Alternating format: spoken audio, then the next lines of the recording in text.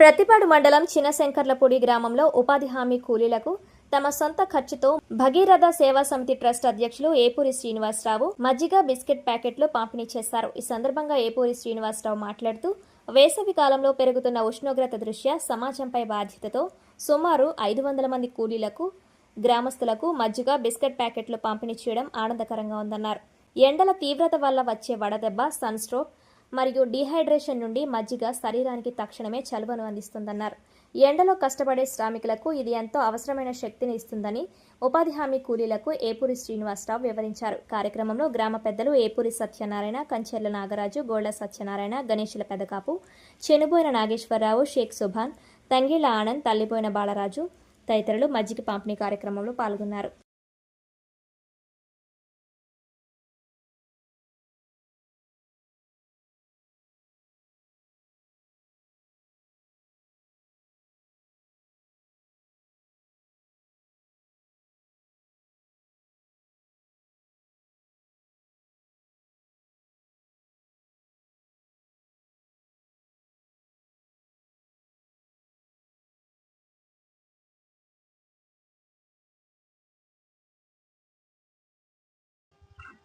మరి ఈరోజు ప్రతిపాడు మండలం చిన్నశంకర్లపూడి గ్రామంలో మరి గత 4 రోజులు బట్టి చూసుకుంటే అధిక ఉష్ణోగ్రతల దృష్ట్యా విపరీతమైన ఎండల కారణంగా మరి ఉపాధి కార్మికులు ఏదైతే చాలా విపరీతంగా వీళ్ళు ఎండలో కష్టపడడం జరుగుతుంది.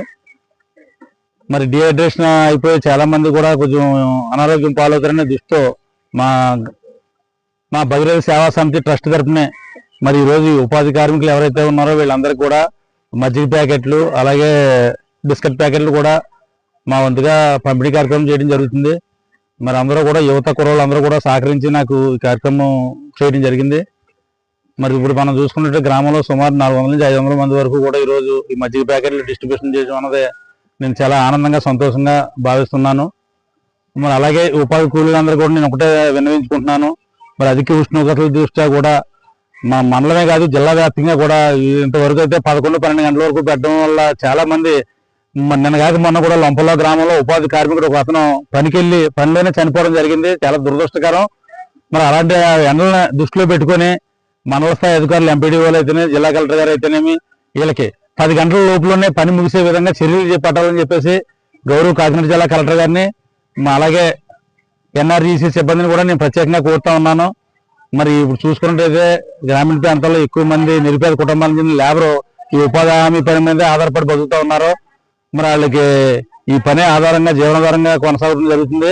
మరి వాళ్ళని ఆరోగ్యాలను కూడా దృష్టిలో ఉంచుకొని పని కూడా అధిక ఉష్ణోగ్రతల దృష్ట్యా ప్రతి గ్రామంలో కూడా మా గ్రామం కాదు అంటే ఈస్ట్ గోదావరి అంతా కూడా ఈ అధిక ఉష్ణోగ్రతల దృష్ట్యా చూసుకొని ఉదయం 10 గంటలకే పనులు ముగించుకొని ఆ విధంగా చర్యలు చేపట్టాలని అధికారులను కోరుతా ఉన్నానండి.